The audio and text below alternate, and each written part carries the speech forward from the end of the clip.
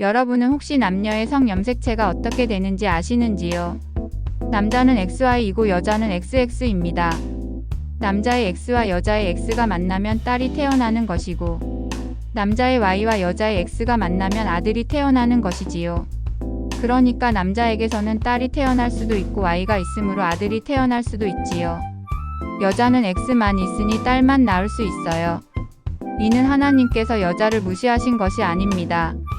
딸이든 아들이든 부부가 낳는 것이고 단독으로는 낳을 수 없는 것이 일반적인 이치입니다. 그러니 앞에서 말한 아들을 낳거나 딸을 낳은 것은 이치상으로는 그렇다는 것입니다. 어쨌든지 남자가 있기에 아들이 태어날 수 있는 것은 맞지요. 여자는 X만 있으니 아들을 낳을 권한이 없어요. 그러니까 여자는 아들을 낳을 수 없다는 것을 이해하시겠지요. 성경의 창세기에서는 아담의 갈비뼈로 하와를 만드셨다고 하지요. 이는 이치적으로 맞아요. 남자에게서 여자가 나왔으니까요. 만일 하와에게서 아담이 나왔다면 이치적으로 맞지 않지요. 여자에게서는 남자가 나올 수 없으니까요. 그러니까 아담과 하와의 하나님 창조는 이치적으로 맞는다는 얘기이지요.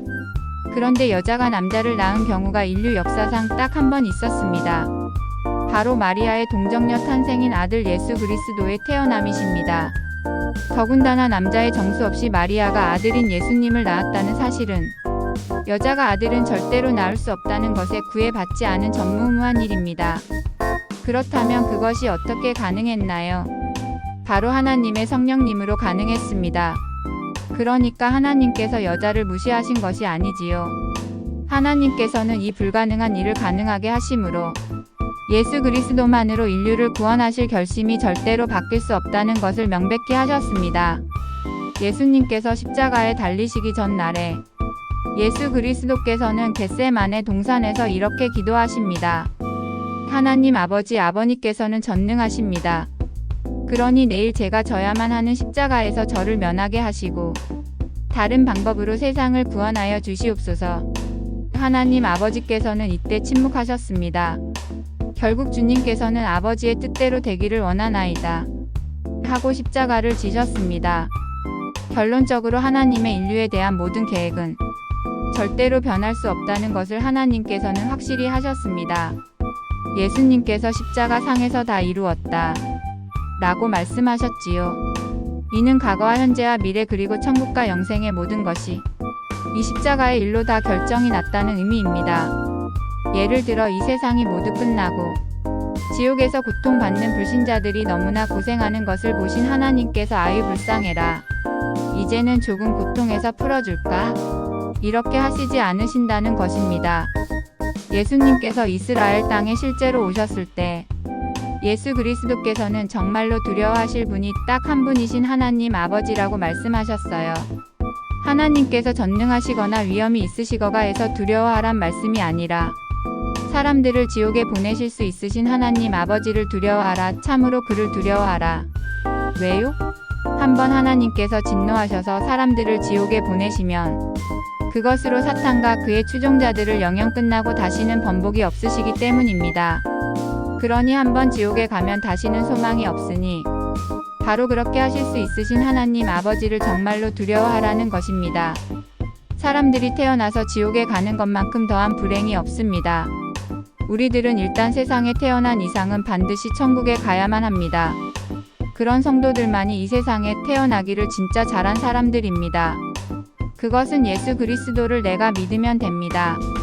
예수 그리스도께서 내 죄 때문에 십자가에서 돌아가셨다 는 것만 믿으면 과거의 어떤 죄들을 우리가 지었던 것과는 아무 상관없이 모두가 다 구원을 받을 수 있습니다. 예수 그리스도의 십자가 일은 삼위 하나님의 결정체이십니다. 다만 우리는 예수님께서 십자가에서 나를 위해 죽으셨다는 것만 믿으면 됩니다. 그러면 누구라도 다 구원을 받습니다.